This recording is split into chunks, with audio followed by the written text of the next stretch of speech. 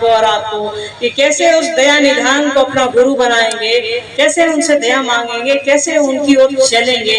ये साहब ने कहा, ये दीदी ने बताया हमको और आपको कि कैसे महादेव की ओर हम आप चल सकते हैं, उनसे दया मांग सकते हैं, उनसे बुद्धि मांग सकते हैं। देखते हैं मनु बाबू तो फंसा के गए ढेर सारी चीजें, जैसा हिसाब से पूछना भाई। इतना मोटा चिट्ठा है कि डर लग रहा है, देख लीजिए कहीं भाग न जाए आप लोगों के बीच से। चिट्ठा मोटा लेकिन जिज्ञासा कभी है। अच्छा जिज्ञासा कमी है, पूछिए।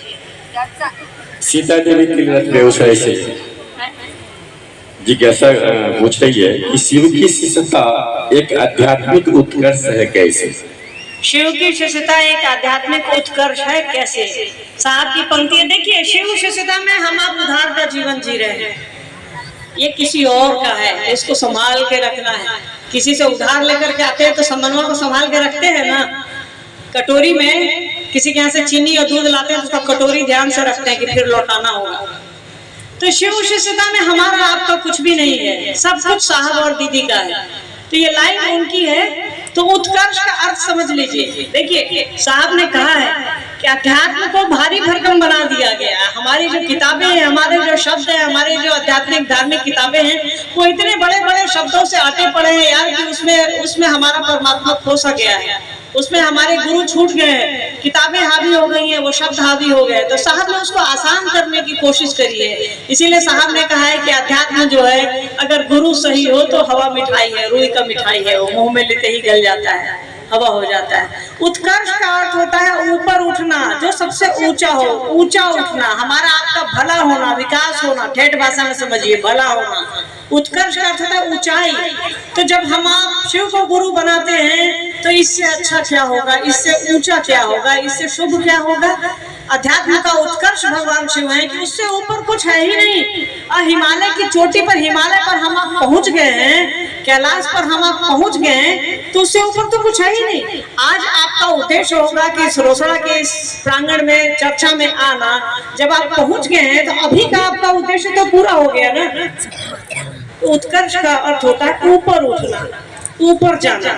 अध्यात्म ऊपर जाने की चीज है। गुरु सही हो तो आपका और हमारा मन ऊपर जाता है, शिव की ओर जाता है, परमात्मा की ओर जाता है, और परमात्मा की ओर गुरु ही भेजेंगे, कोई और नहीं भेजेगा हमको और आपको। दाननगर खगड़िया से गुरुवंश सुधा पूछ रही है कि लवली दीदी से जिज्ञासा है, अनमिल आखर आपके द्वारा रचित है, इस रचना का उद्देश्य क्या है? देखिए इसमें हमारी तो रचना है, हमारे भाई हैं, कजन है पंकज जी, उन्होंने भी रचा है, हम लोगों ने मिल करके। इसका उद्देश्य बस यही था कि साहब के जीवन को, दीदी माँ के जीवन को लोगों के सामने रखा जाए। इस किताब का नाम ही है अनमिल आखर। अनमिल का अर्थ होता है जिसका कोई मेल नहीं हो, कोई बड़ा, कोई छोटा, कोई टेढ़ा, कोई मेढ़ा, कोई गोल, कोई चौकोर, इस तरह से। आखर का अर्थ होता है अक्षर। तो साहब दीदी का जीवन भी तो यही है ना। साहब खुद इतने बड़े अफसर के बेटे, खुद इतने बड़े अफसर, और देखिए जब आप उनकी तस्वीरों में देखते होंगे, आप लोगों ने देखा होगा, एक धोती और एक शर्ट में बेचारे रहते थे।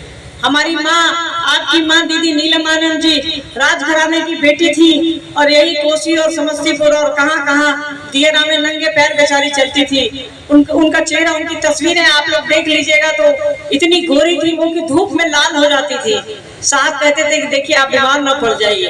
तो वो कैसे कैसे किन किन रास्तों से आगे बढ़े हैं, ये सोचिए। उनका जीवन कहीं कोई तुलना नहीं है। एक तरफ उनका भव्य परिवार, एक तरफ साहब इतने बड़े पदाधिकारी, इतने बड़े पदाधिकारी के बच्चे, और नंगे पैर चल रहे हैं, जमीन पर बैठ रहे हैं। वो हमारी आपकी तरह है, हमारे आपके घर में जैसे बच्चे हैं, अपना परिवार है, उस तरह से हैं। तो उनका जीवन भी तो अनमिल आखरों की ही तरह है। तो उनके जीवन को समेट पाना हमारे बस की बात नहीं थी। बात सच बता रहे हैं आपको।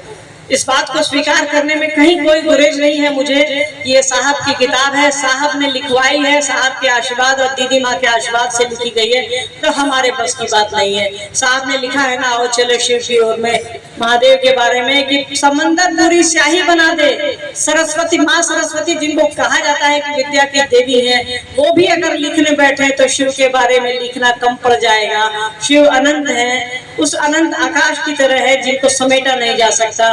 वैसे ही साहब और दीदी माँ के जीवन को हम आप अक्षरों में समेट नहीं सकते, स्याही में समेट नहीं सकते, मन में समेट सकते हैं, दिल में समेट सकते हैं। तो साहब और दीदी को मन में समेटिए, दिल में समेटिए और दूसरों को दीजिए। कोई सेंट लगाते हैं तो अपने महकते हैं कि और आसपास लोग महकता है। ये अगरबत्ती जलाते हैं घर में तो पूरा घर महकता है ना। तो वैसे ही साहब और दीदी का जीवन है कि हम आप अगर उनके नाम का उनको अगर अपने मन में रखें, अपने जीवन में रखें, तो वो एक ऐसी अगरबत्ती है जो कभी खत्म नहीं होंगे, वो एक ऐसी खुशबू है जो कभी खत्म नहीं होंगे और हमारे आपके जीवन को खुशबू फैलाते रहेंगे, जीवन प्रकाश देते रहेंगे, आलोकित करते रहेंगे।